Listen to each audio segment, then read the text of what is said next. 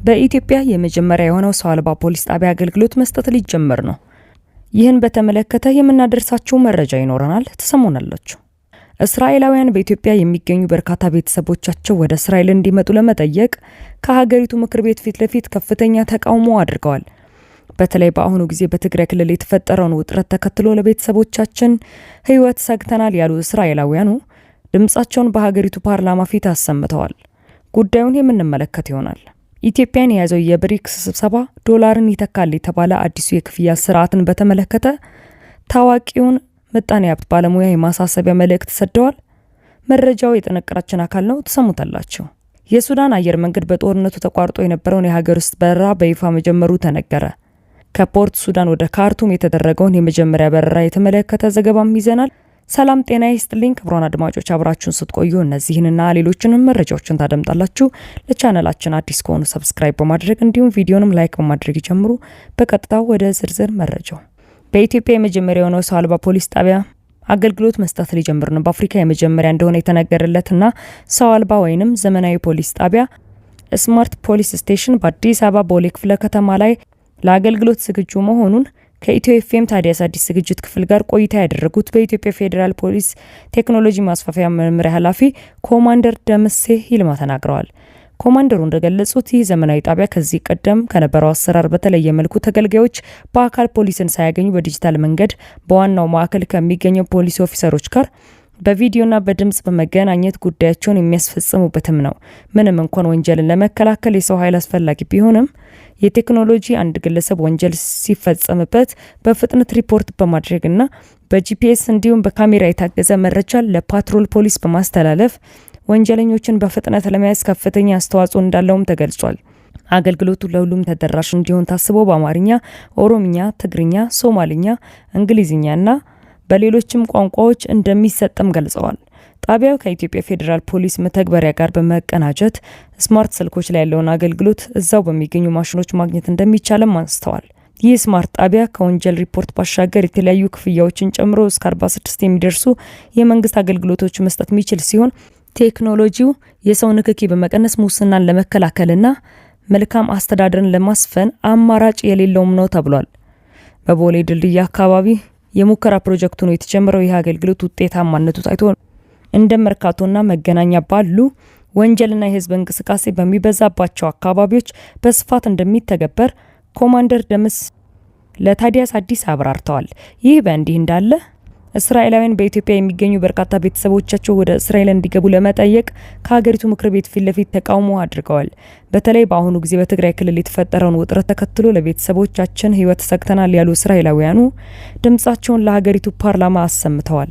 በሀገር ውስጥ እንደ ስጋት ሆኖ የሚገኙ ወደ 10,000 የሚጠጉ ዘመዶቻቸው እስራኤል እንዲገቡ የእስራኤል መንግስት ሁኔታዎችን እንዲያመቻችላቸው ለመጠየቅ በትናንትናው ዕለት በመቶዎች የሚቆጠሩ ሰልፈኞች በእስራኤል ፓርላማ ፊት ለፊት ሰልፍ አድርገዋል።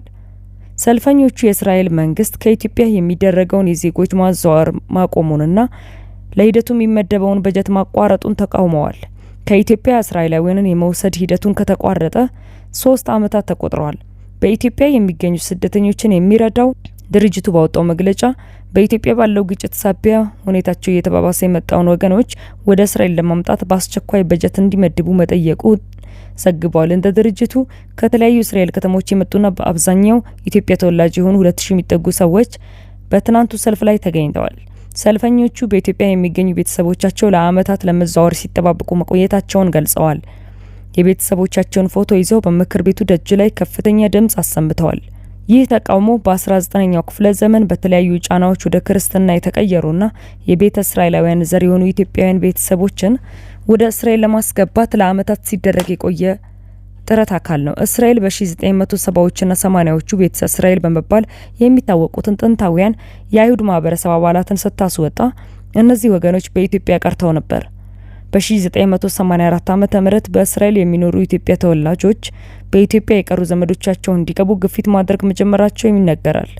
እንደ አውሮፓ አቆጣጠር ከ2000 ወዲህ ስደተኛን በሚቀበለውና በሚለየው የእስራኤል ሕግ መሰረት ወደ እስራኤል ለመግባት ብቁ ያልሆኑ ወደ 10,000 የሚጠጉ የማህበረሰብ አባላት እንዳሉ ሰልፈኞቹ ገልጸዋል።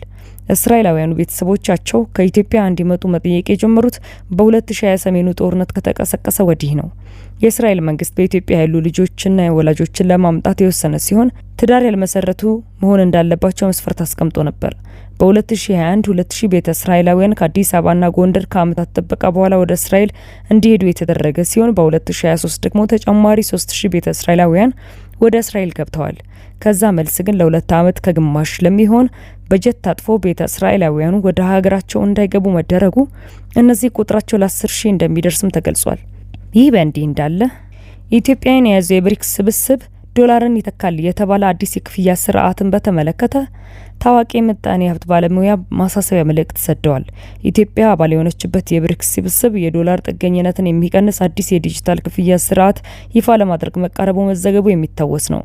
የብሪክስ አባል ሀገራት የዶላርን የበላይነት ለመቀነስና እንደ ስዊፍት ያሉ ምዕራባውያን የሚቆጣጠሯቸውን የፋይናንስ መረቦች ለመተካት የሚያስችል አዲስ የዲጂታል ክፍያ መሰረተ ልማት ለመዘርጋት የመጨረሻ ምዕራፍ ላይ መድረሳቸው መገለጹ አይዘነጋም። ይህ አዲስ አሰራር በቅርቡ አባል የምትሆን እንደ ኢትዮጵያ ያሉ ሀገራትን ንግድ ልውውጥ ወደ አዲስ ምዕራፍ ያሸጋግራልም ተብሎ ይጠበቃል። በያዝነው የ2026 የፈረንጆቹ ዓመት በህንድ አስተናጋጅነት በሚካሄደው የብሪክስ ጉባኤ ላይ በዋነኝነት የቀረበው ይህ እቅድ ሀገራቱ የየራሳቸውን ብሔራዊ ዲጂታል ገንዘቦች በቀጥታ እንዲያስተላልፉ የሚያስችልም ነው። ይህ አዲስ አሰራር በተለይም እንደ ህንድ ዲጂታል ሩፒ፣ የቻይና ዲጂታል ዩዋንና የሩሲያ ዲጂታል ሩብል ያሉ ገንዘቦችን ያለ የአሜሪካ ዶላር ጣልቃ ገብነት ለቀጥታ ንግድ ልውውጥ ለማዋል የሚያስችል ሲሆን ይህም ግብይቶችን ከመቀነሱም በላይ በምዕራባውያን ሚጣል ኢኮኖሚ ማዕቀቦችን በእጅጉ እንደሚቀንስም ተመልክቷል። አንጋፋ ኢኮኖሚ ባለሙያ ሙሼ ሰሙ ኢትዮጵያን ያቀፈ የብሪክስ አዲስ የክፍያ ስርዓትን በተመለከተ በሰጡት ማብራሪያ ዶላርና የዶላር ሪጅን ያካበተውን መጠነ ሰፊ ጂኦፖለቲካዊና ኢኮኖሚያዊ ተጽዕኖ የመፍጠር አቅም ከጊዜ ወደ ጊዜ እየተሸረሸረበትና ጥያቄ ላይ እየወደቀ መምጣቱ ተገልጿል። ሙሼ በይፋዊ ትስስር ገጻቸው ባሰፈሩት መልእክትም የማዕቀብ የማግለልና ኢኮኖሚ መድሎ ፍርሃቱና ስጋቱ እንደተጠበቀ ሆኖ የዶላርን ተጽዕኖ ለመቋቋም አማራጭ የልማት የእድገት መስመርና አቅጣጫን በስፋት በሁሉም መንገድ የሚማትሩ ሀገራት ቁጥር ከጊዜ ወደ ጊዜ እየተበራከተ መሆኑን አመልክተዋል። ይህን ተከትሎ የህንድ ማዕከላዊ ባንክ ሰፊ ጂኦፖለቲካ መዘዞችን ሊያስከትል የሚችል የብሪክስ ሀገራትን ድንበር ተሻጋሪ ንግድና ቱሪዝም ክፍያዎችን የሚያመቻች ይፋዊ ዲጂታል ምንዛሬዎች አሰራር መነሻ ሀሳብን በድምፅ አልባ መንገድ ለብሪክስ ሀገራት ማንሰራፋት ተችሏል። በሰነዱ ስሙ ባይነሳም በብሪክስ አባልነቷ ኢትዮጵያ ሚናና ውሳኔስ ምን ይሆናል ሲሉ የኢኮኖሚ ባለሙያው ጥያቄ አንስተዋል። የህንድ ማዕከላዊ ባንክ ሰፊ ጂኦፖለቲካዊ መዘዞችን ሊያስከትል የሚችል ውሳኔ ማሳለፉን ያነሱት አቶ ሙሼ ሰሙ የኢትዮጵያ ሚና ምን ሊሆን ይችላል ሲሉ ጥያቄ በማስከተል የጉዳዩን ክብደት አንጸባርቀዋል። ይህ በእንዲህ እንዳለ የሱዳን አየር መንገድ በጦርነት ተቋርጦ የነበረውን የሀገር ውስጥ በረራ በይፋ መጀመሩ ተነገረ። በሱዳን እንደ አውሮፓ አቆጣጠር በ2023 በተቀሰቀሰው የእርስ በርስ ጦርነት ምክንያት ተቋርጦ የነበረው ከፖርት ሱዳን ወደ ካርቱም የሚደረግ የአየር በረራ በድጋሚ መጀመሩን የአናዶል ዜና ወኪል ዘገበ። የሱዳን የዜና ኤጀንሲን በመጥቀስ የወጣው ዘገባ እንደሚያመላክተው ሲቪል ተሳፋሪዎችን የጫነች የመጀመሪያ አውሮፕላን ከ2 ዓመታት መቋረጥ በኋላ በካርቱም ዓለም አቀፍ አውሮፕላን ማረፊያ በሰላም አርፋለች። ይህ በረራ መጀመሩ የሱዳን አየር መንገድ የትራንስፖርት ዘርፉን ለመደገፍ ከተሞችን በድጋሚ ለማገናኘትና የዜጎችን እንቅስቃሴ መስተጓጎል ለመቅረፍ ያለውን ቁርጠኝነት ያሳየበት እንደሆነም ተገልጿል።